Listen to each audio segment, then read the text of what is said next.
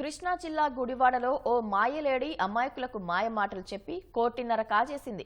బాధ్యురాలు లీలావతిపై చర్యలు తీసుకుని తమను ఆదుకోవాలంటూ బాధితులు పోలీసులకు ఫిర్యాదు చేశారు.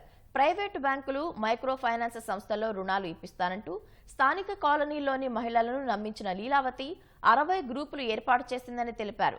గ్రూపుల్లోని సభ్యులకు మంజూరైన రుణాలు, బంగారం తాకట్టు పెట్టిన నగదు తీసుకుని ఆమె ఉడాయించిందని బాధితులు గోడు వెలిబుచ్చారు. రుణాలు చెల్లించకపోవడంతో బ్యాంకుల ప్రతినిధులు ఇళ్లకు వచ్చి గొడవ చేస్తున్నారని ఆవేదన వ్యక్తం చేశారు.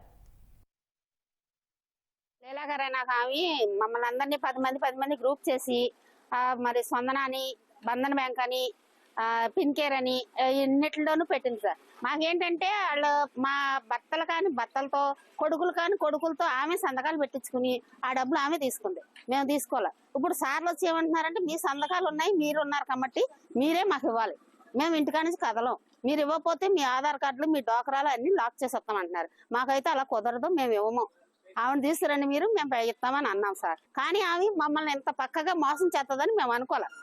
లీలావతి గారు అన్న ఆమె మాకు లోన్లు ఇప్పిస్తానని బాగా ఇప్పించి మా దగ్గర లోన్లు ఇప్పిస్తారని చెప్పి మాతో లోన్లు పెట్టించి నెక్స్ట్ లోన్లు వచ్చినాక అనేది మా ఇంట్లో ప్రాబ్లం ఉంది, మాకు ఇచ్చేయండి లోన్ అని లోన్లు ఏదో కన్ఫ్యూజన్ చేసి మమ్మల్ని లోన్లు తీసుకుని నా దగ్గర అయితే 1,80,000 తీసుకుందండి. నెక్స్ట్ మళ్ళీ గోల్డ్ ఒక 2 లక్షలు గోల్డ్ తీసుకుంది. ఇవన్నీ తీసుకుని హైదరాబాద్ పారిపోయింది. నాతో పాటుగా ఇంకా చాలా మంది అట్లా 2 లక్షలు, 1,00,000 రూపాయలు, 50,000, 30,000 ఒప్పించి మొత్తం వీళ్ళందరి దగ్గర కూడా తీసుకుంటాం జరిగింది.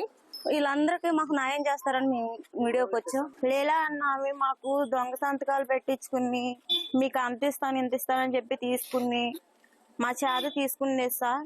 ఒకసారి అయితే బాగా కట్టేసేసింది, రెండోసారి మూడోసారి అలా ఇప్పుడు బాగానే కట్టేసింది. ఇప్పుడు సాయంత్రానికి 1,80,000 రూపాయలు సార్ నా పనిముట్లు ఇవన్నీ వేసుకుని వెళ్ళిపోయింది. అదే కానీ ఆమె కానీ దొరకపోతే నా సాగుకు కారణం వాళ్ళు అవుతారు సార్.